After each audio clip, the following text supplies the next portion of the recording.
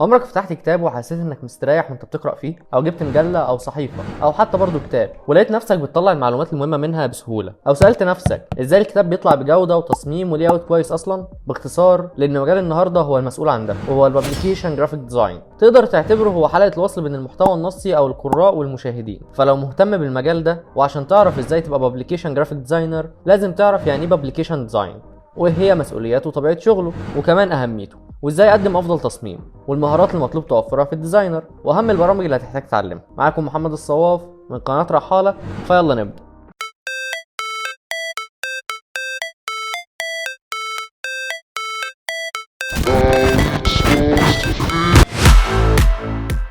الببليكيشن ديزاين هو عمليه تصميم لي اوتس للمنشورات والمطبوعات المختلفه، وبتعتمد على التايبوجرافي واللي اوت برنسبلز، وهدفها عمل محتوى سهل القراءه وجذاب للعين. وفي نوعين اساسيين منها، وهما البرنت والديجيتال. باختصار، البرنت هو الاوريجينال تايب للببليكيشن، فزمان كانت الطباعه هي الوسيله الرئيسيه لتقديم الاخبار والمعلومات. فالبرنت كانت بتتمثل في اي حاجه بتطبع، زي الصحف والمجلات والكتب وحاجات تانية كتير. بس مؤخرا وبعد انتشار الانترنت وكل حاجه بقت اونلاين، فمش غريب ان يقل عدد الاشخاص اللي بيقراوا الصحف والكتب والمجلات المطبوعه، وبقى الاغلب بيعرف الاخبار وبيقراها من على ويب سايتس او السوشيال ميديا. وكمان استبدلوا الكتب بالكتب الالكترونيه او الاي بوكس زي ما بيقال عليه، فبدا يظهر الديجيتال ببليكيشن ديزاين. فزي ما هو واضح من الاسم، هو اونلاين فيرجن من البرنت ببليكيشن زي الاي بوكس.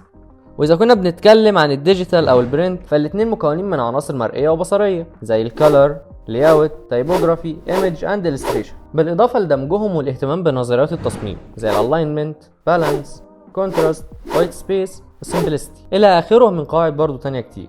ومن هنا نقدر نتكلم عن طبيعه عملهم ومسؤولياتهم. فمن الواضح ان هم بيشتغلوا مع المحررين والناشرين لعمل تصميمات لمنشوراتهم ومطبوعاتهم باستمرار، فهم وتحليل متطلبات العمل والتصميم، وده بيحصل بالتعاون مع العملاء لفهم الغرض من التصميم. ولازم على المصمم استيعاب المفهوم والهدف والجمهور المستهدف للعمل، عمل سكتشات كتير قبل التصميمات للتسهيل على نفسه عمليه التصميم، وتبقى كجايد ليه وقت التصميم، تسليط الضوء على الرسائل والمفاهيم، وده عن طريق تصميمات سهله القراءه وجذابه بصريا، تنسيق النصوص مع الصور، وده بيهدف لتحقيق توازن وتناغم بين المكونات المختلفة لتحسين القراية والتفاعل. واخيرا تجهيز الملفات للطباعة، وعشان كده لازم يكون على دراية بمتطلبات الطباعة والتقنيات المختلفة لضمان انتاج طباعة عالي الجودة. فبشكل عام تقدر تعتبر الببليكيشن جرافيك ديزاينر حلقة وصل بين المحتوى النصي والقراء او المشاهدين زي ما قلنا في الانترو. ونقدر دلوقتي نوضح بعض الامثلة للتصميمات اللي بيعملها المصممين في القسم ده، زي الكتب والكتب الرقمية اللي هي الاي بوكس، والبروشورز والمجلات، الصحف، بطاقات العمل، وحاجات تانية كتير.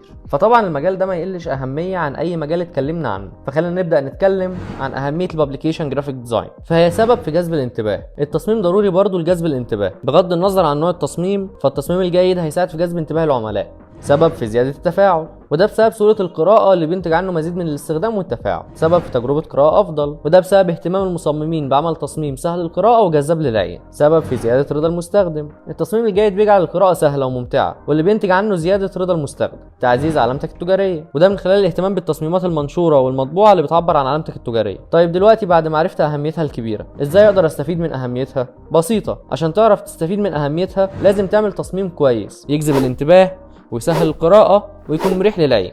وده يدخلنا على ازاي اقدر اعمل تصميم كويس. في بعض الملاحظات لازم نركز عليها، زي انك تعمل تصميم بسيط، وده لزيادة الرؤية والوضوح وتسهيل الوصول للمعلومة. الاهتمام بالتايبوجرافي جدا، ولازم تركز في اختيار الفونتات وحجم الخط عشان تكون مريحة وسهلة القراءة. الاهتمام باللاyout، زي الاهتمام باماكن العناصر الموجودة في الصفحة وهيكل الصفحة، وممكن يساعد مكان العناصر في لفت الانتباه لاهم المعلومات وسهولة قراءتها. الاهتمام بالمساحة السلبية لفصل رسالتك عن هيكلها، وبيساعد الاستخدام المناسب ليها انه بيخلي التصميم مش زحمة، واللي بينتج عنه نص قابل للقراية بسهولة.